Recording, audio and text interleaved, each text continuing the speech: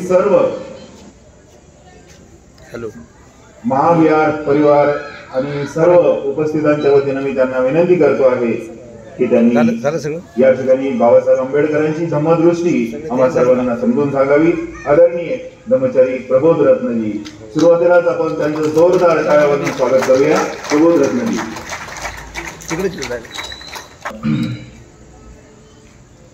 मित्रांनो, आपला वेळ बराच चाललेला आहे, तरी प्रयत्न करूया आपण अधिकाधिक या माध्यमातून गोष्टी समजून घेण्यासाठी। तर सर्वांना मैत्री जय भीम। आजच्या या जन्मोत्सवाच्या निमित्तानं 133व्या जयंतीनिमित्त आपण सर्वांना माझ्याकडून खूप खूप शुभेच्छा। या कार्यक्रमाचे अतिशय सुंदरपणे सूत्रसंचालन करणारे माझे मित्र धम्मचारी प्रज्ञारक्षित खरंच खूप सुंदरपणे ते या कार्यक्रमाचं सूत्रसंचालन करत आहेत।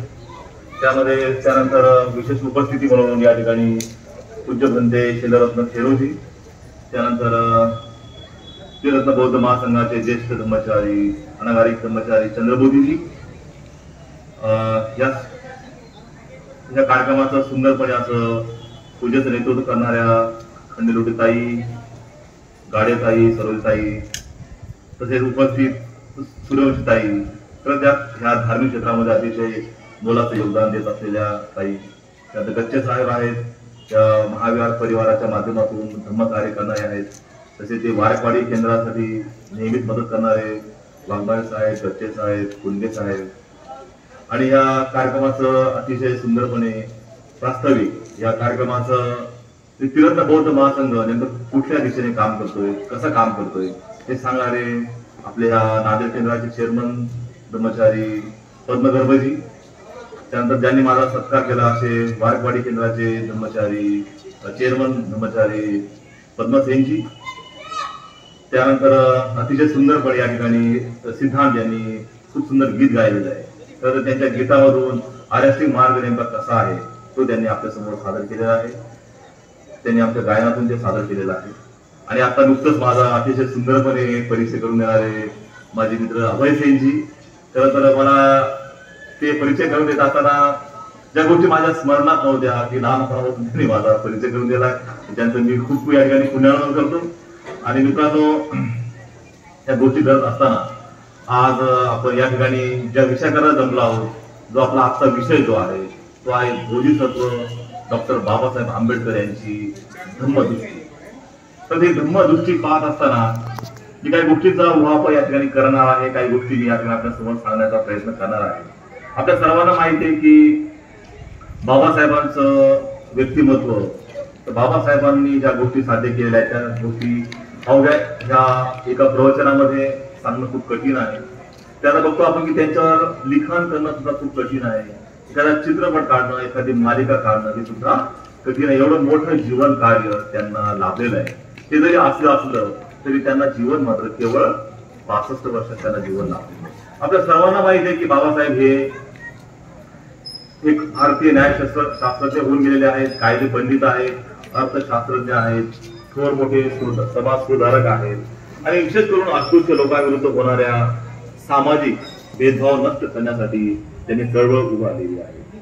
म्हणून आपण बघतो की त्यांनी महिलांसाठी कार्य केलेलं आहे, शेतकऱ्यांसाठी कार्य केलेलं आहे, अगदी पीडित लोकांसाठी त्यांनी कार्य केलेलं आहे। म्हणून आपण बाबासाहेबांना या योगदानामुळे ते आधुनिक भारताचे शिल्पकार किंवा आधुनिक भारताचे निर्माते असं म्हणून त्यांना आपण करतो। आता मी तर तुम्हाला हे सांगण्याचा उद्देश हा आहे की या गोष्टी आपल्या सर्वांना या गोष्टी माहिती आहेत, या गोष्टी आपण सर्वांना परिचित आहेत। ह्या गोष्टी होत असताना यांच्या पाठीमागे जी दृष्टी होती त्या गोष्टी त्यांनी बघितल्या की ह्या अतिशय सुंदरपणे त्यांनी या गोष्टी करताना आपल्याला दिसतात। हे करत असताना आज मात्र आपण या ठिकाणी बाबासाहेबांची नेमकी धम्मदृष्टी कशी होती त्या धम्मदृष्टीकडे आपण पाहण्याचा आपण प्रयत्न करणार आहोत। बाबासाहेबांना आपण वेगळ्या भूमिकेतून आज या ठिकाणी पाहण्याचा प्रयत्न करणार आहोत।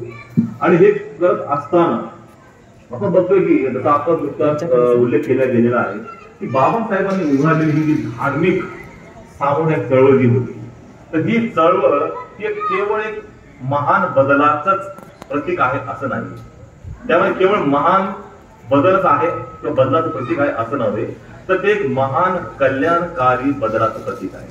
त्यामध्ये कल्याणकारी हा शब्द अतिशय महत्वाचा मित्रांनो। जेव्हा आपण कल्याण हा जेव्हा विचार करतो, कल्याण जेव्हा आपण हा शब्द उच्चारतो, निश्चितच त्या कल्याणामध्ये एक सुंदरता दडलेली आहे, सत्यता दडलेली आहे, सर्वांचं हित त्यामध्ये दडलेलं आहे.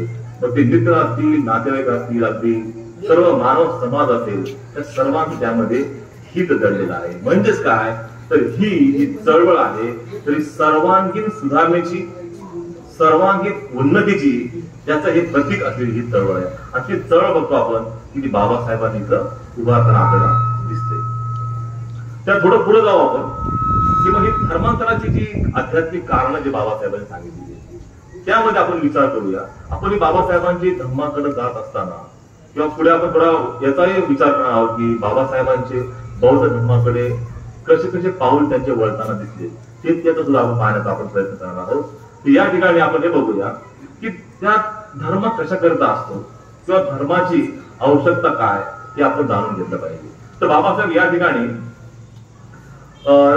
आपल्या सर्वांना माहिती आहे की धर्माबद्दलची व्याख्या अनेकांनी केलेली आहे, अनेक लोक धर्माची व्याख्या करतायत. पण बाबासाहेब असं म्हणतात की सर्वांना अर्थपूर्ण व सर्वांना पटण्यासारखी अशी एकच व्याख्या आहे, ती म्हणजे ज्याने सर्व प्रजेचे धारण होते तोच धर्म.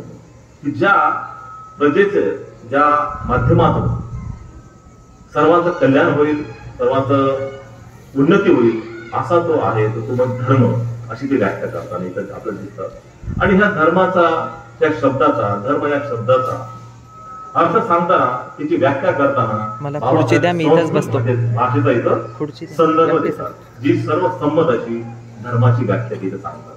ते म्हणतात की येतो अभ्युदय निधी श्रेयस सिद्धी सधर्म, म्हणजे की ज्या माध्यमाद्वारे आपण सर्वांगीण विकास करतो आणि सर्व प्रकारच्या दुःखापासून, सर्व प्रकारच्या कष्टांपासून मुक्त होतो, याला धर्म म्हणतात.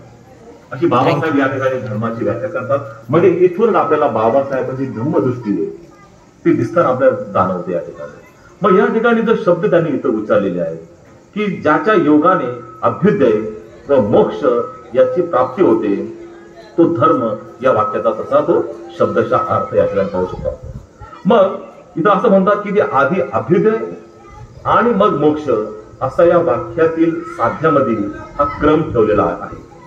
यामध्ये जेव्हा आपण अभ्युदयाचा विचार करतो की अभ्युदय म्हणजे नेमकं काय, तर ह्या अभ्युदयामध्ये उत्कर्ष आणि उन्नती यामध्ये सामावलेली आहे. म्हणजे प्रॉस्पेरिटी आणि एलिव्हेशन हे बघू पाहू आपण. म्हणजे धर्माचं जे पहिलं साध्य काय असणार आहे तर त्यामध्ये व्यक्तीचा उत्कर्ष झाला पाहिजे, व्यक्तीची उन्नती त्यामध्ये झाली पाहिजे. पुढे बाबासाहेब पुढे म्हणतात की, आणि बाबासाहेब वाटे की धर्माने माणसाचा उत्कर्ष आणि उन्नती झाली पाहिजे, आणि ज्या धर्मामध्ये माणसाची उत्कर्ष आणि उन्नती होत नाही तर तो धर्म त्यांना मान्य नव्हता. म्हणून त्यांना असं वाटत की बौद्ध धर्म हा जो आहे हा माणसाची उन्नती करणारा आहे, माणसाचं उत्कर्ष करणारा आहे आणि त्याचबरोबर अभ्युदय करणारा आहे असं त्यांना वाटायचं. आणि म्हणूनच धर्मांतर झाल्यानंतर, दीक्षा घेतल्यानंतर बाबासाहेब 15 ऑक्टोबर 1956 रोजी आपल्या भाषणात ते म्हणतात की आमच्या वाटेने आम्ही जाऊ, तुमच्या वाटेने तुम्ही जावे. बौद्ध धर्म हा एक आशेचा किरण आहे, हा एक अभ्युदयाचा किरण आहे, हा एक उत्कर्षाचा आणि एक उन्नतीचा मार्ग आहे, असं बाबासाहेब अगदी शेवटी त्यांची 15 ऑक्टोबरला त्याचं बाबा म्हणतात की अगोदर ही धर्मदृष्टी त्यांना जशी लाभलेली आहे ती दृष्टीचा आपल्याला एक जो शेवट आहे किंवा या दृष्टीला ते कसं बघतात अगदी त्यांच्या त्या शेवटच्या म्हणजे त्या धर्मांतरानंतर झालेल्या भाषणामध्ये ते सांगतात. आणि पुन्हा आता जसं उल्लेख केल्याप्रमाणे की माणूस हा धर्मासाठी नाही तर धर्म हा माणसाकरता आहे असं तिथं ते सांगतात. मग हे सांगत असताना नेमकं मग या धर्माचं प्रयोजन काय ते सांगताना बाबासाहेब म्हणतात की हे जग धम्म राज्य बनवणे हे धम्माचं काय प्रयोजन आहे, उद्देश काय असणार आहे धर्माचा, तर हे जग जे आहे हे धम्म राज्य बनवणे आहे. म्हणजे त्यांची ही जी संकल्पना होती, धम्मराज्य संकल्पना होती, ती अशी होती की दुःख निराकरणासाठी प्रत्येक माणसाने दुसऱ्या प्रत्येक माणसाशी धम्मानेच वागले पाहिजे. जेव्हा ग्रंथ भगवान बुद्ध त्याचा धम्म हा जो ग्रंथ वाचतो त्यात बघतो आपण त्यात एक ओळ आहे की माणसाने माणसाची उचित व्यवहार केला पाहिजे. अगदी तेच या ठिकाणी बाबासाहेबांना अभिप्रेत आहे. म्हणजे तेव्हा बाबासाहेब म्हणतात की अशा व्यवहाराने इहलोकी धम्मराज्य स्थापन होईल. आणि ह्या धम्माने माणसाला आपल्या व्यवहारात सदाचाराची किती आवश्यकता आहे हे पूर्णपणे त्याच्या मनावरती ठसवले पाहिजे. ही वारंवार त्याला आपण आठवण करून दिली पाहिजे. सदाचार यामध्ये अतिशय महत्वाचा आहे. आणि आज आपण बघतो की ह्या जगामध्ये माणसाने नीतिमत्तेने वागण्याचा अभाव तो जो दिवसेंदिवस वाढत आहे. यासाठी म्हणून विश्वाच्या परिवर्तनासाठी त्याची गरज पूर्ण होण्यासाठी हे धम्मराज्य निर्माण होणं हे अतिशय महत्वाचं आहे.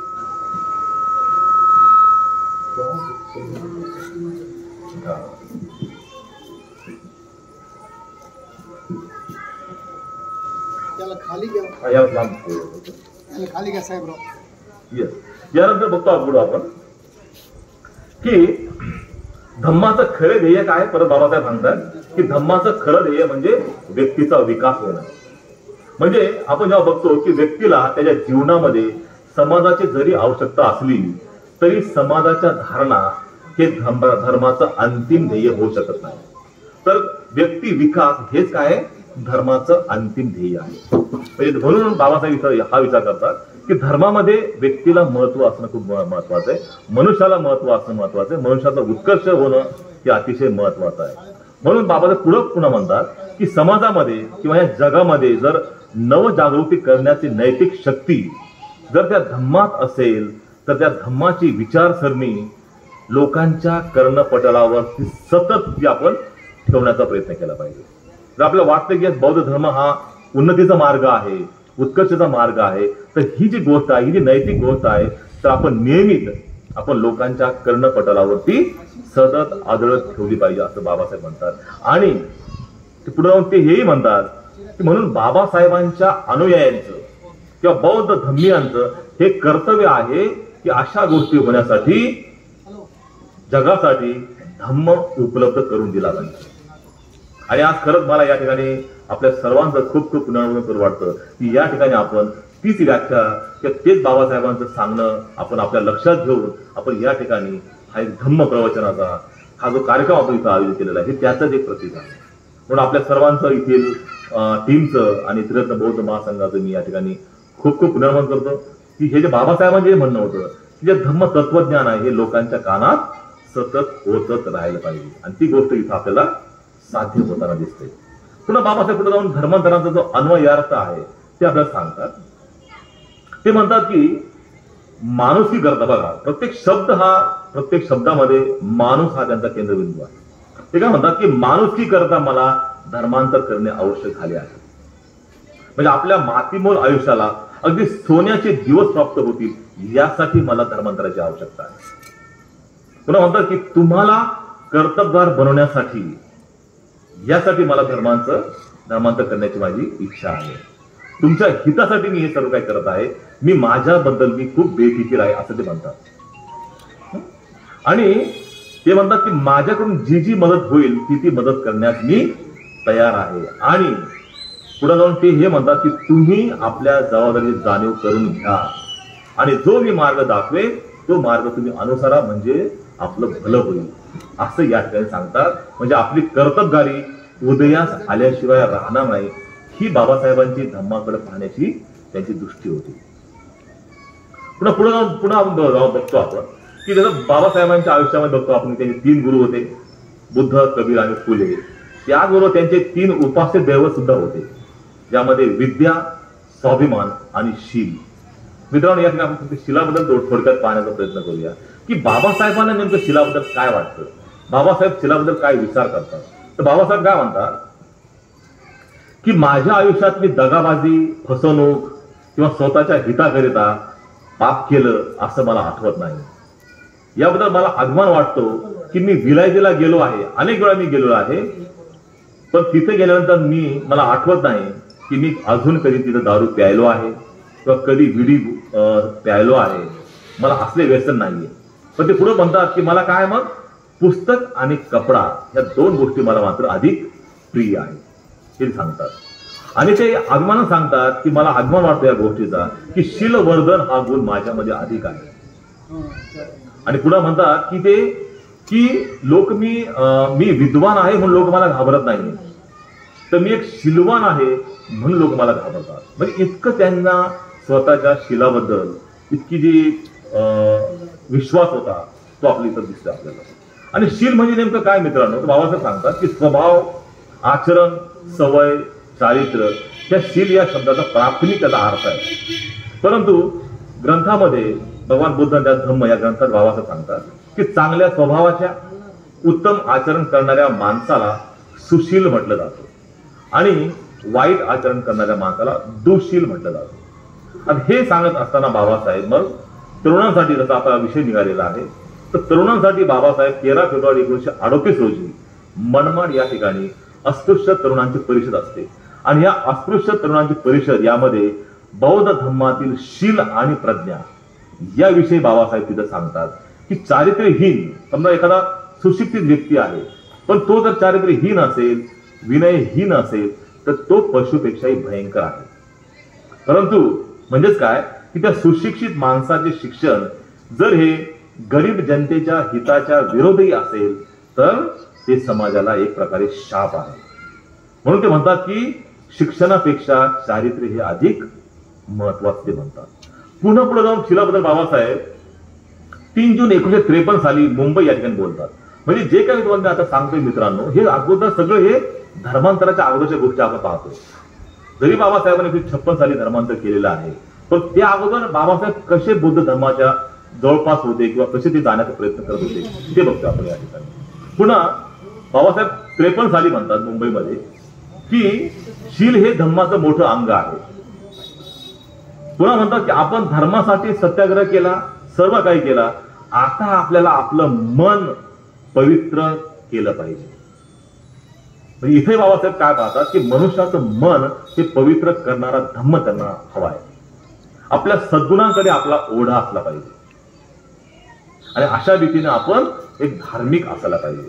म्हणजे आपल्या धार्मिकतेमध्ये काय असलं पाहिजे, आपलं मन पवित्र असलं पाहिजे आणि आपला ओढा जो आहे, आपली ओढ जी आहे ती सद्गुणांकडे असली पाहिजे, असं बाबासाहेब इथं सांगताय. म्हणजेच काय की बाबासाहेबांची धार्मिक बनण्याची जी कल्पना आहे म्हणजे मन पवित्र करणे, सद्गुणांकडे ओढा असणे ही या स्वरूपाची आहे.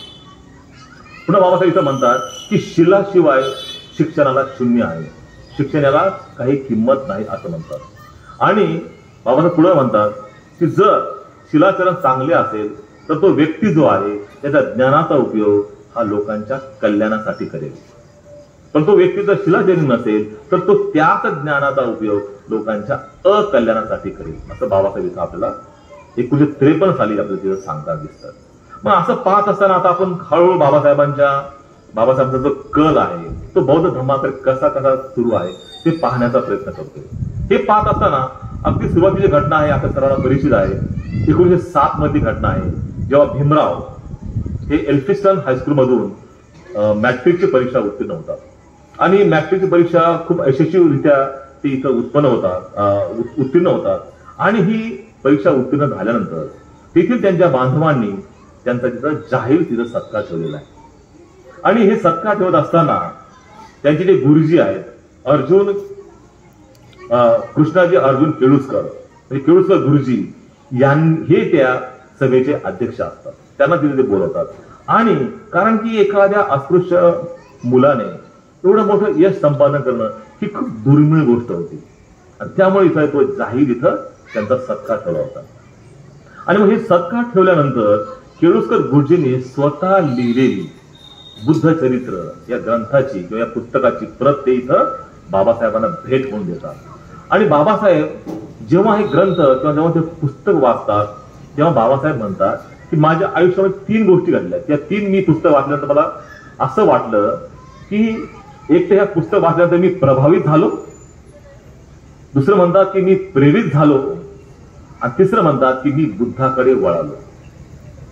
आणि 1907 किंवा 8 पासून जवळपास पुढची 48 वर्ष मी बुद्धांच्या सावलीत वाढलो.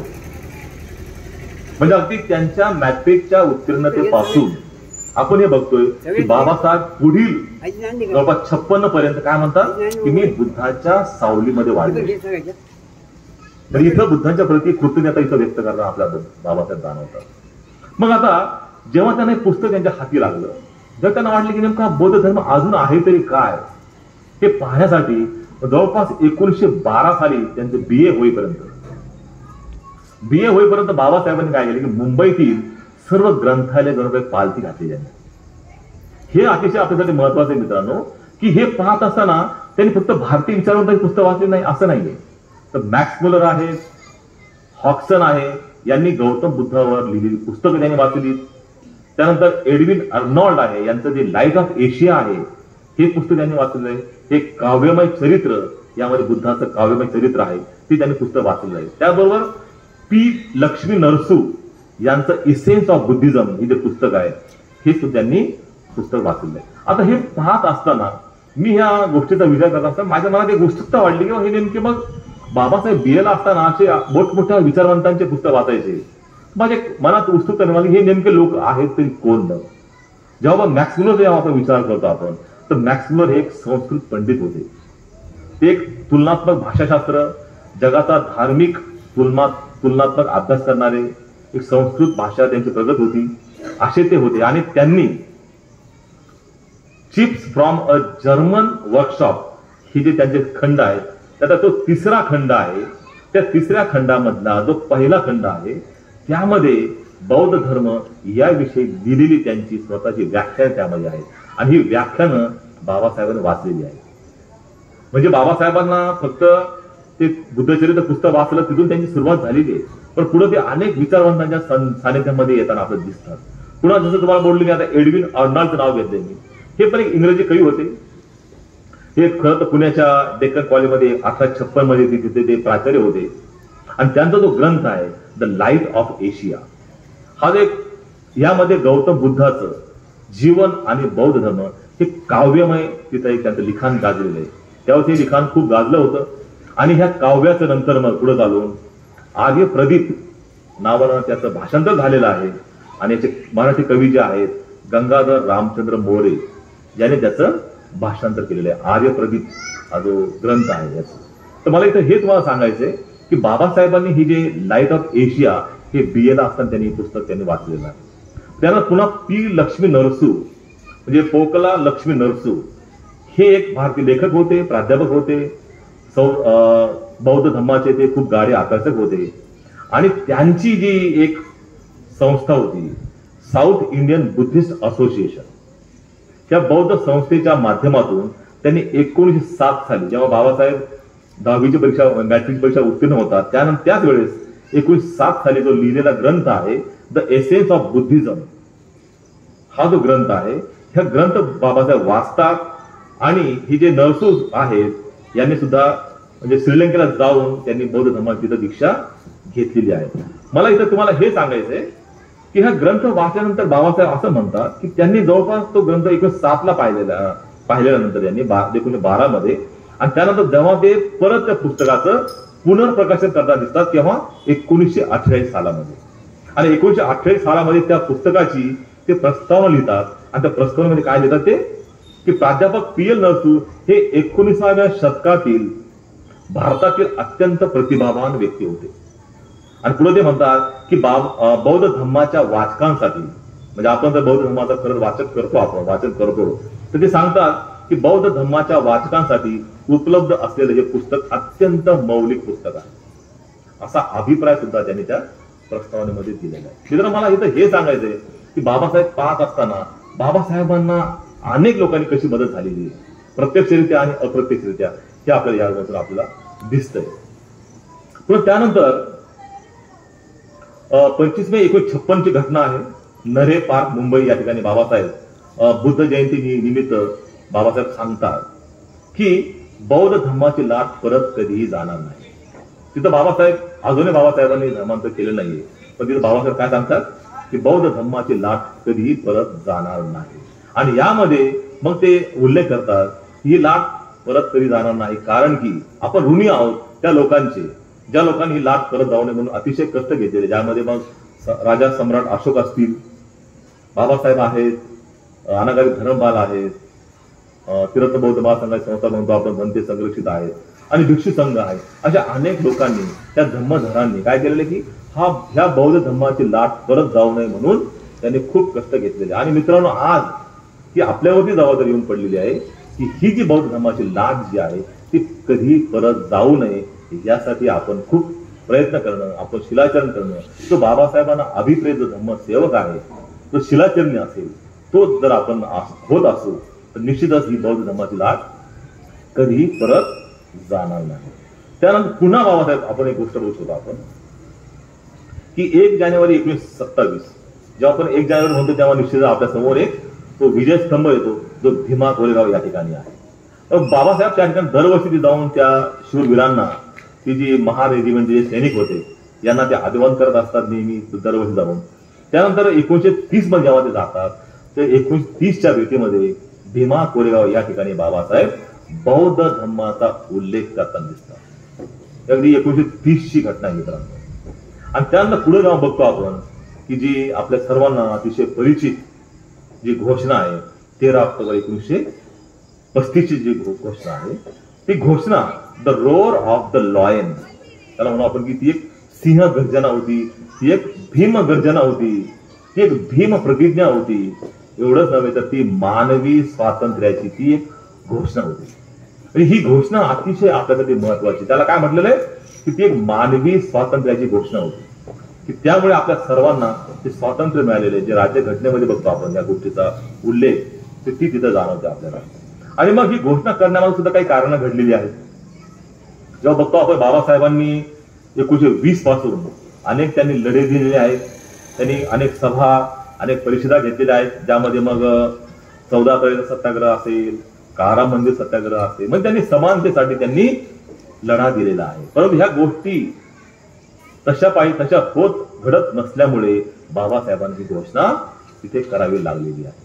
त्यानंतर पुन्हा पुढे जाऊन बघतो आपण की हे घोषणाच होत असताना म्हणजे 1933 मध्ये जेव्हा असं वाटलं की एक अफवा पसरवू द्यायची की बाबासाहेब अन्य कुठला तरी धर्म स्वीकारणार, म्हणतात की बाबासाहेब हे मुस्लिम धर्म स्वीकारणार आहे. तर बाबासाहेब म्हणतात की पहिली गोष्ट, मी स्वतः ज्या धर्मात मी आज आहे त्या धर्मात मी राहणार नाही. दुसरी गोष्ट की मी मुसलमान होणार नाही. आणि तिसरी गोष्ट की मी कोणता तरी धर्म स्वीकारेल, तूर्त माझा कल बौद्ध धर्माकडे आहे. हे सुद्धा बाबासाहेब 13 ऑक्टोबर 1933 साली सांगतात की माझा कल हा बौद्ध धर्माकडे आहे. आणि मग जेव्हा बघतो आपण जेव्हा त्यांनी घोषणा केलेली आहे आणि त्या घोषणेपासून मग जे वारं आपल्या देशामध्ये महाराष्ट्रामध्ये पसरलेलं आहे त्या घोषणेचं मीमांसा करणारे त्यांचं पहिलं भाषण हे होतं आपल्या मुंबई इलाका महापरिषद जी आहे 1936, जे मुक्तिकोणपती जे बघतो आपण की धर्मांतर का, तर त्यामध्ये बाबाचा उल्लेख करतात की ते तिथं जी 30 मे 1936 म्हणजे ही जी 30 मे पासून तर 2 जून पर्यंत इथे एक सभेचं आयोजन केलं होतं. त्या सभेमध्ये अन्य धर्मीय लोक सुद्धा त्यामध्ये होते उपस्थित. आणि त्या ठिकाणी 30 मे 1936 रोजी बाबासाहेब त्या जातपात मोडक मंडळाकरिता केलेल्या भाषणामध्ये बाबासाहेब सांगतात की बुद्ध वचन जर लक्षात घेतलं आपण तरच आपल्याला मुक्तीचा मार्ग सापडेल, असं तिथे ते उल्लेख करतात. आणि त्या भाषणाचा मात्र समारोप करत असताना भगवान बुद्धाने आनंदाला केलेल्या महानिर्वाण सूत्रातील उपदेशाने ते करतात. ते म्हणतात की स्वयंप्रकाशित व्हा. आता आपण खाली इथं दिसते, इथं लिहिलेले अर्थ दीपक भव म्हणजे काय म्हणतात, स्वयंप्रकाशित व्हा म्हणजे दिव्याप्रमाणे तुम्ही स्वयंप्रकाशित व्हा. स्वतःचे शरण स्थान स्वतः बना, दुसऱ्या कोणाचे अंकित होऊ नका, सत्याचाच आधार घ्या, सत्याला शरण जा, दुसऱ्या कोणालाही तुम्ही शरण जाऊ नका. आणि पुन्हा बाबासाहेब पुढे म्हणतात की भगवंताचा हा जर उपदेश आपण जर ध्यानी धराल तर तुम्हाला मार्ग निश्चित सापडेल. म्हणून या भाषणामध्ये बाबासाहेब बौद्ध धर्माबद्दलचा स्पष्ट संकेत या ठिकाणी आपल्याला जाणवतो आपल्याला या भाषणामध्ये. मग त्याच भाषणात पुढे बाबासाहेब म्हणतात की मी बौद्ध धर्म स्वीकारायला जाणार आहे आणि हे काही एडा गबाळ्याचं काम नाही. बाबासाहेबांचे शब्द इथं आपण बघतो आपण की तुम्ही जर सक्षम असाल तरच माझ्याबरोबर तुम्ही या, नाही तर लोक म्हणतील की महाराणी हा धर्म बाटवला, असं तिथं बाबासाहेब म्हणतात. कारण की ते म्हणतात की धर्मांतर हा काही पोरखेळ नव्हे, धर्मांतर हा काही मौजेचा विषय नाहीये, तर हा प्रश्न माणसाच्या जीविताचा आहे. तिथं बाबासाहेब ठामपणे सांगतात की हा माणसाच्या जीविताचा प्रश्न आहे, हा काही पोरखेळ नाहीये, तर मित्रांनो खरंच आपण विचार करूया. आज आपण बौद्ध धर्म स्वीकारलेला आहोत, आपण दीक्षा घेतलेली आहे, तर ह्या गोष्टीचा जर का बाबासाहेब आपल्याला सांगतायत त्या गोष्टी, तर आपण खरंच या विषयाकडे, आपण या धर्माकडे आपण कशा पद्धतीने बघतो. आपण खरंच आपण याला आपल्या स्वतःच्या जीवनाचं, जीविताचं, एक साफल्याचं किंवा आपल्या कल्याणाचं, आपल्या उन्नतीचा, आपल्या उत्कर्षाचा धर्म म्हणून बघतोय का, हे पण आपले विचार करण्याची आज या ठिकाणी गरज आपल्याला जाणवते. पुन्हा आपण थोडं पुढे जाऊ. आपण 1935 मध्ये मग ते औरंगाबाद या ठिकाणी जो परिसर आहे मिलिंद कॉलेज जवळचा, त्याला ते नागसेनवन त्याला नाव देतात. ते नागसेनवन जेव्हा विचार करतो आपण, मिलिंद प्रश्न हा जो ग्रंथ आहे त्यामध्ये नागसेन आणि मिलिंद त्यांचे प्रश्न तिथं प्रश्न उत्तर त्यामध्ये आहेत. ते नागसेनवन त्याला नाव देतात आणि मुंबईतील त्यांच्या घराला 1935 साली त्यांच्या निवासाला ते राजगृह हे नाव देतात. म्हणजे काय की ती जी इमारत त्यांनी उभारलेली आहे ती एक ग्रंथांसाठी, पुस्तकांसाठी त्यांनी ती इमारत बांधलेली आहे. भव्य अशी इमारत आहे मित्रांनो. आणि जे राजगृह त्याला नाव दिलेलं आहे तेव्हाचं, म्हणजे आजचं जे बिहार जे आहे, म्हणजे बिहार म्हणजे काय, राजगृह तेव्हाचं नाव आणि आजचं बिहार नाव, तर मगध सम्राट बिंबिसाराची जी राजधानी होती त्यावेळेस, बघा त्या राजधानीचं नाव बाबासाहेब आपल्या घराला देताना दिसतात. आणि इथं आपण हे बघतो की ते मृतकुटावर, त्या पर्वतावर अनेक वर्ष भगवान बुद्धांचं तिथं वास्तव्य होतं. बुद्धाने तिथं अनेक महत्वपूर्ण असे तिथं धर्मोपदेश तिथं केलेले आहेत. आणि त्या ठिकाणी जे राजगृह आहे ते नाव बाबासाहेब आपल्या घराला देतात. म्हणजेच काय की राजगृह या नावावरून बाबासाहेब बौद्ध संस्कृतीशी आपलं नातं जोडताना तिथं दिसतं आपल्याला. अगदी ते आपल्या घराला जेव्हा नाव देतात तेव्हा आपलं जाणवतं की बाबासाहेब कुठेतरी बौद्ध धर्माच्या अगदी जवळ जात आहेत, बौद्ध धर्म संस्कृतीशी ते आपलं नातं जोडण्याचा प्रयत्न करत आहे. तर असं मित्रांनो ही एक आपण घटना पाहू शकतो. आपण त्यानंतर पुन्हा पुढे जाऊ. आपण 19 मार्च 1938 मध्ये मुंबई येथे ताडवाडी या ठिकाणी ते म्हणतात की त्यांनी तिथं भाषण देतात. त्याचा भाषणाचा विषय असतो की माझा देवावर विश्वास नाही. आणि ते पुढे म्हणतात की देवावर विश्वास न ठेवणारा फक्त एकच धर्म आहे आणि तो म्हणजे बौद्ध धर्म आहे. म्हणजे इथं पण बघतो आपण की बाबासाहेब हे बौद्ध धर्माकडे आपल्याला वळताना दिसतात इथं. त्यानंतर पुन्हा 17 मे 1941 जनता पत्रामध्ये बाबासाहेब लेख लिहितात की बुद्ध जयंतीचं राजकीय महत्व. हा लेख लिहून ते छापतात आणि तिथे आपल्याला जाणवतं की बौद्ध धर्माकडे बाबासाहेब कसे वळताना दिसतात. पुढे जाऊन बघू आपण की 24 सप्टेंबर 1944 रोजी बाबासाहेबांनी भारतातील बुद्धिवाद ह्या विषयावर प्रवचन दिलं होतं, व्याख्यान दिलं होतं. आणि या व्याख्यानामध्ये ते काय म्हणतात की भगवान बुद्धाने या देशामध्ये क्रांती कशी केली याचं ते विस्तृतपणे त्या ठिकाणी त्याचं भाषण तिथं करताना दिसतात. आणि त्याचबरोबर पुन्हा पुढे 8 जुलै 1945 रोजी पीपल्स एज्युकेशन सोसायटी PS या शैक्षणिक संस्थेची स्थापना करतात. ते जसं म्हणजे आत्ताच बोललो मी, नागसेनवन आणि मिलिंद कॉलेज. तर 20 जून 1945 रोजी ते सिद्धार्थ कॉलेज मुंबई याची स्थापना करतात. आता सिद्धार्थ नाव जेव्हा बघतो आपण, इथं आपल्याला हे जाणवतं की भगवान बुद्धाचं जे व्यक्तिगत नाव जे होतं ते काय नाव होतं, सिद्धार्थ. इथं नाव ते इथं दिसतात, त्या कॉलेजला ते नाव इथं देतात. त्यानंतर मिलिंद कॉलेज 1950 मध्ये औरंगाबादमध्ये ते नाव देतात आणि तिथली परिसराला ते नागसेनवन हे नाव देतात. आणि तिथं म्हणतात ते तिथल्या भाषणामध्ये, तिथला विद्यार्थी हा मिलिंद सारखा असावा, तिथला विद्यार्थी हा मिलिंद सारखा असावा आणि ते शिक्षक हे नागसेन सारखे असावे, असा तिथं ते उल्लेख तिथं करताना आपल्याला जाणवतात. हे मिलिंद प्रश्नामध्ये आपल्याला दिसतंय. त्यानंतर पुढे 1950 मध्ये 50च्या मध्यामध्ये बुद्ध जयंतीचं महत्व याविषयी ते लेख लिहितात.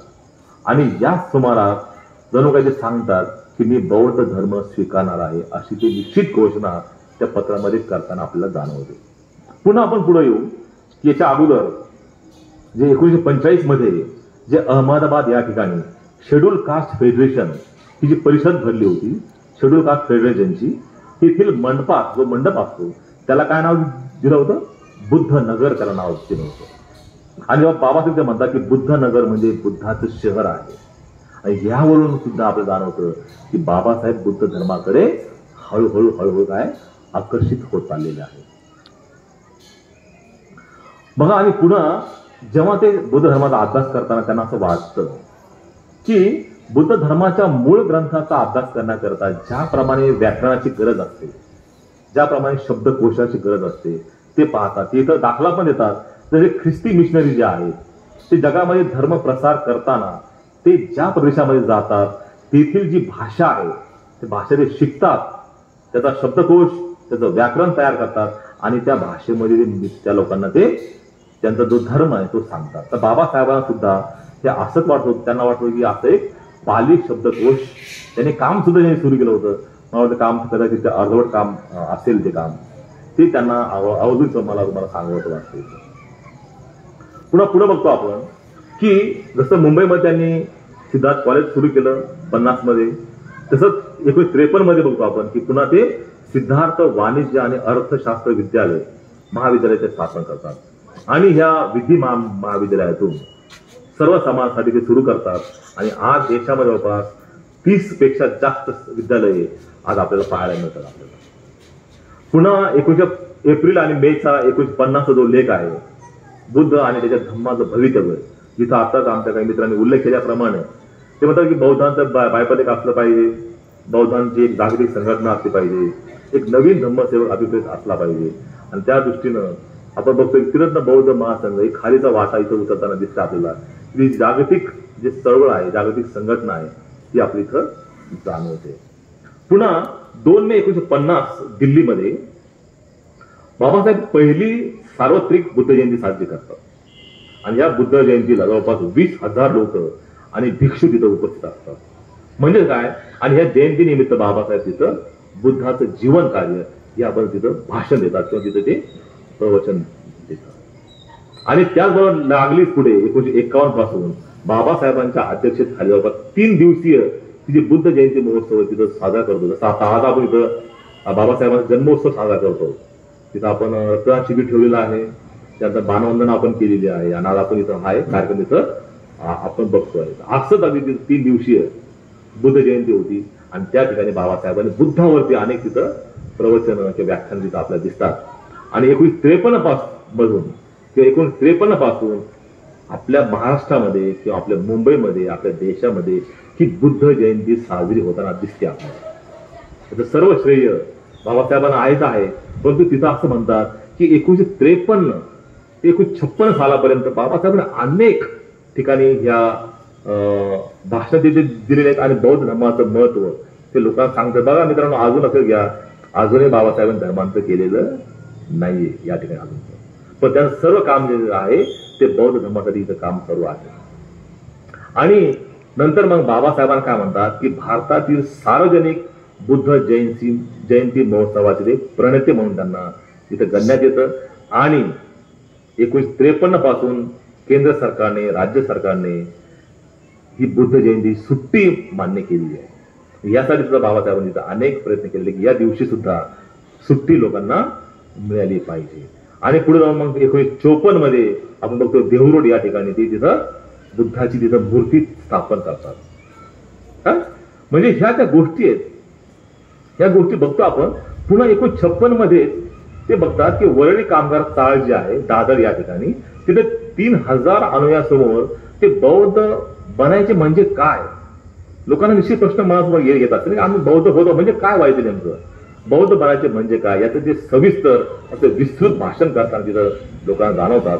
म्हणजेच काय की ते प्रत्येक ठिकाणी ती घोषणा झाल्यापासून जो लोकांमध्ये संभ्रम होता की बाबासाहेब नेमका कुठला धर्म स्वीकार करणार आहे, तर तो भ्रम दूर करण्यासाठी, तो संभ्रम दूर करण्यासाठी बाबासाहेब तिथं वेळोवेळी प्रवचन देत आहेत, वेळोवेळी व्याख्यान देत आहेत आणि वेगवेगळ्या लोकांना वेगवेगळ्या माध्यमातून की त्या धर्माचं नेमकं महत्व काय आहे, बौद्ध बनायचं म्हणजे नेमकं काय करायचंय हे सांगता आपल्याला इथं दिसतात.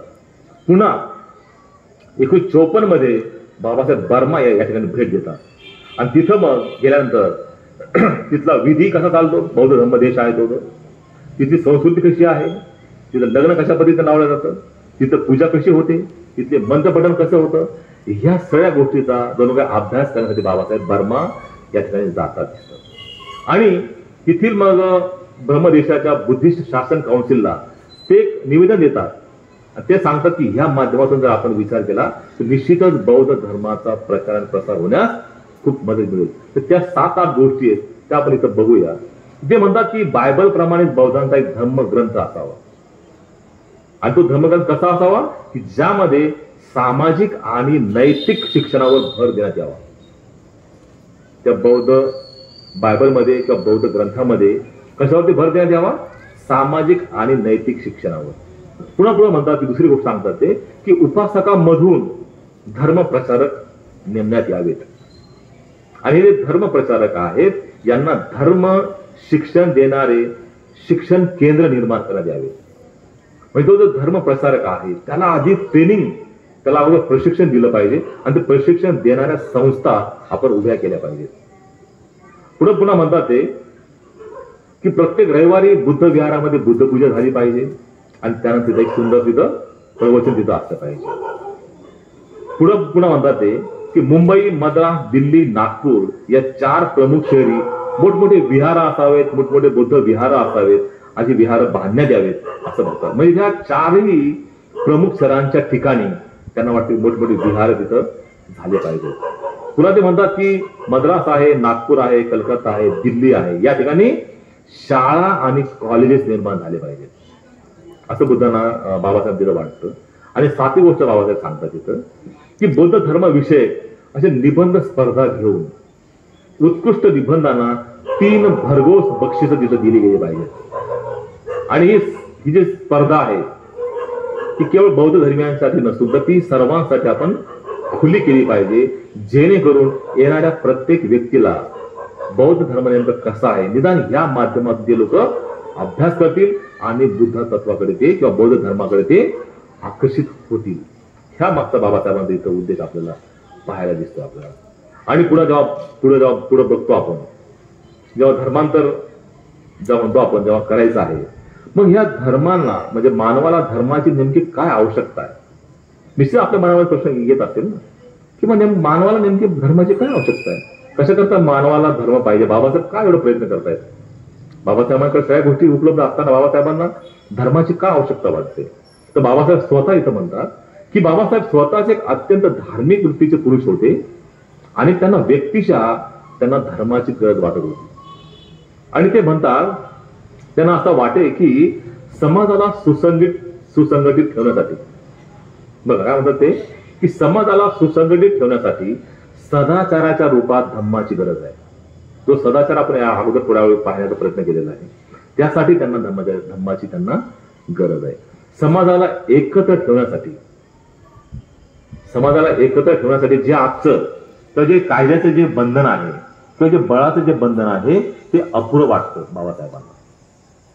समाजाला एकत्र ठेवण्यासाठी ही जे कायद्याचं बंधन आहे बाबासाहेब म्हणतात हे अपुरं आहे, म्हणून त्यांना वाटतं की सदाचाराच्या बंधनाची जास्त आवश्यकता आहे असं बाबासाहेब इथं म्हणतात. म्हणून बाबासाहेब वाटतं की सदाचाराचं बंधन म्हणजे बघा सदाचारावर शिलाचरणावर बाबासाहेब अगदी सुरुवातीपासून भर देताना आपल्याला दिसतात आपल्याला. म्हणून ही जी दृष्टी आहे त्याला म्हणतात दृष्टी आपण, ही सदाचाराची दृष्टी आहे, ही उन्नतीकडे जाणारी धर्माची दृष्टी आहे.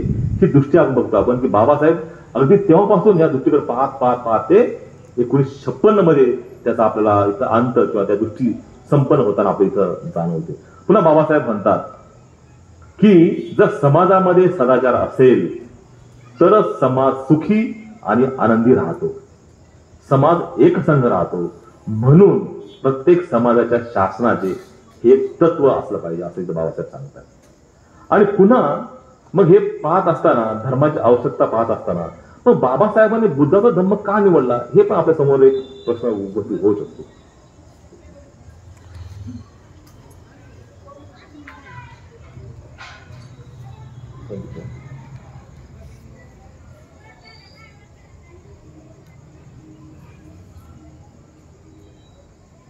म्हणजे बाबासाहेबांनी बुद्धाचा धर्म का निवडला? जेव्हा बाबासाहेब याचा विचार करतात थोडासा त्या 1950च्या लेखामध्ये याचा उल्लेख आलेला आहे. म्हणजे अन्य धर्म संस्थापकांनी स्वतःला काय म्हटलेलं आहे की ते मोक्षदाता त्यांनी म्हटलेलं आहे. बुद्ध काय म्हणतात की मी मोक्षदाता नसून मी एक मार्गदाता आहे. ही पण एक गोष्ट आहे बाबासाहेबांना बुद्धाकडे आकर्षक करण्यासाठी. ते म्हणतात बुद्ध म्हणतात की मी असा कोणताही दावा करत नाही आणि फक्त मी मार्गदाता आहे असं म्हणतात ते. मी म्हणजे जो मी प्रयत्न केलेला आहे, जसा मी इथपर्यंत आलेलो आहे तसंच जर प्रत्येक माणसानं त्या मार्गावर जाण्यासाठी जर प्रयत्न केला तर तो निश्चितच तो मुक्त होऊ शकतो. आता जर सिद्धांत यांनी जसं बघतो आपण की आर्यष्टिक मार्गाचा उल्लेख केलेला आहे. खरंच हा आर्यष्टिक मार्ग काय आहे की आपल्याला मुक्ती देणारा मार्ग आहे. तो खरंच आपल्याला बुद्धत्वाकडे घेऊन जाणारा मार्ग आहे. इथं बाबासाहेब इथं सांगतात, बुद्ध इथं म्हणतात की बौद्ध धर्मामध्ये माणूस हा फक्त काय केंद्रबिंदू आहे आणि त्यात फक्त माणसाला तिथं स्थान आहे. बाकी अन्य कुणालाही त्यामध्ये स्थान नाही. बाकी अन्य धर्मात बघतो आपण की वेगळ्या गोष्टी तिथं स्थान आहे, पण बौद्ध धर्मामध्ये मात्र केवळ त्या मनुष्याला स्थान आहे. पुन्हा बुद्ध म्हणतात की आपण जे शिकवतो ते आपल्या स्वतःच्या प्रज्ञेवर एक माणूस म्हणून आपणास आलेल्या अनुभवावरती ते अवलंबून आहे.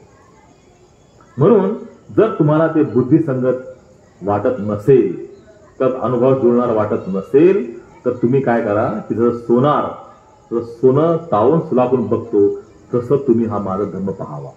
इतकी म्हणजे एखाद्या गोष्टीची म्हणजे त्याला म्हणू आपण की परीक्षा करण्याचे काम. बाकी अन्य धर्मामध्ये आपली ही गोष्ट जाणवत नाही. कुठलाही धर्मसंस्था असा दावा करत नाही, पण बुद्ध इथं मात्र असा दावा करतात. जर तुम्हाला असं वाटलं, तुमच्या बुद्ध संगतीला जर पटत नसेल, तुम्ही या आणि बघा आणि नंतर तुम्ही ठरवा. कुठे असं म्हणत नाही की मी जो बोललो, मी सांगितलं तेच काही शेवट आहे असं म्हणत नाही. ही सुद्धा गोष्ट बाबासाहेबांना आकर्षक करणारी इथं दिसते आपल्याला. पुन्हा बाबासाहेब तेच पूर्ण म्हणतात की धर्म निवडण्याचं कारण की हा जो बौद्ध धर्म आहे हा सदाचारावर आधारलेला आहे. पुन्हा म्हणतात की हा धर्म जो आहे हा विज्ञानाशी सुसंगत आहे. कसा पाहिजे धर्म? हा विज्ञानाशी सुसंगत पाहिजे असं ते सांगतात.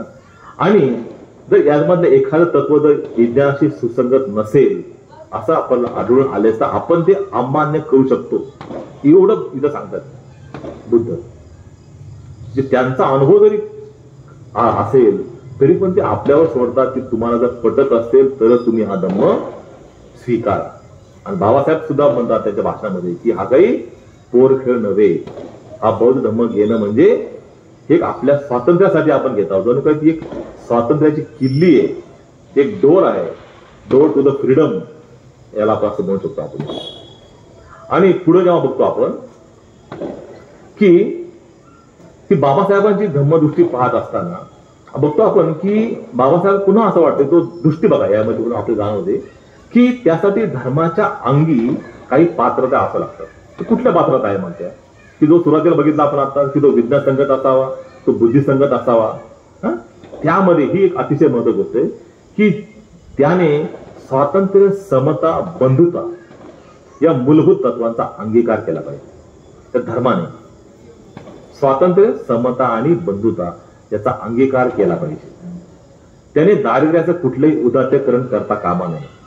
आणि बाबासाहेबांना वाटतं की हाच एक बौद्ध धर्म आहे, ह्या सर्व कसोट्यांना तो खरा उतरणारा आहे. ही दृष्टी बाबासाहेबांना होती, याला म्हणतो आपण की ती धम्मदृष्टी आहे. आणि त्यांना असं वाटतं की हा धर्मच त्या संपूर्ण जगाच्या साठी अतिशय महत्वाचा आहे. म्हणजे बघतो आपण हे जे शील आहे, शील हे काय? हे शील फक्त भारतापुरतं माहिती आहे का? मग हे नाही, शील हे एक जागतिक संविधान आहे. असं बघू शकतो आपण की जर कायदा असतो तर कायदा हा तिथल्या भौगोलिक परिस्थितीच्या अवलंबून असतो. आपण बघतो की आपल्या भारतामध्ये लोक डाव्या साईडनं चालतात, काही कायदा तिकडे कसा की तो उजव्या साईडनं चाललं पाहिजे. आपली ड्रायव्हर स्टेरिंग कधी डाव्या हाताला असते, काही देशामध्ये ती उजव्या हाताला आहे. ह्या गोष्टी आहेत कायद्यामध्ये. पण बाबासाहेब काय म्हणतात की शील हे काय जगाचं संविधान आहे. म्हणजे आताच आपण जे पंचशील पठण केलेलं आहे ते पंचशील भारतामध्ये पण तसंच आहे, अमेरिकेमध्ये पण तसंच आहे. कुठल्याही देशात जा तुम्ही तेच पंचशील आपल्याला पाहायला मिळतं. म्हणून जे शील काय आहे हे संपूर्ण जगाचं संविधान आहे असं आपण त्याला ठामपणे त्याला म्हणू शकतो आपण. म्हणून बाबासाहेब म्हणतात की जुन्या जगापेक्षा नव्या जगाला म्हणजे आजच्या जगाला त्या धम्माची गरज आहे. आणि तो धर्म आहे जो या जगाला पुढे घेऊन जातो, तो म्हणजे बाबासाहेब बुद्धांचा धर्म आहे. आणि बाबासाहेब म्हणतात का म्हणतात असं की बुद्धाची शिकवण ही अगदी आधुनिक अशी शिकवण आहे. म्हणजे ती शिकवण कशी आहे की फक्त आपल्याला अहिंसा शिकवत नाहीये, तर सामाजिक, बौद्धिक, आर्थिक, राजकीय स्वातंत्र्य तसेच समता हे सुद्धा आपल्याला बुद्धांच्या धम्मामध्ये पाहायला मिळतं आपल्याला. म्हणजे अनेक अंगाने हा बौद्ध धर्म काय करतोय माणसांचा सर्वांगीण विकास करण्याचं काम करतोय. म्हणून बाबासाहेबांना या धर्माकडं त्यांना वळावंसं वाटत होतं. आणि मित्रांनो, हे पाहत असताना आपण हळूहळू आपण त्या 1956 कडे आपण येत आहोत आणि बघतो आपण की तो शेवटी तो दिवस उजाडतोय. आणि त्या दिवसाचं वर्णन करताना बाबासाहेब खूप चांगल्या प्रकारे वर्णन करतात, किंवा जे लेखक आहेत ते वर्णन खूप चांगल्या प्रकारे करतात. ते आणि असं म्हणतात की ही जी बाबासाहेबांची जी बौद्ध धर्माकडे जी पावलं पडत होती आणि पावलं पडत असताना धम्माबद्दल त्यांची जी दृष्टी होती ती अधिकाधिक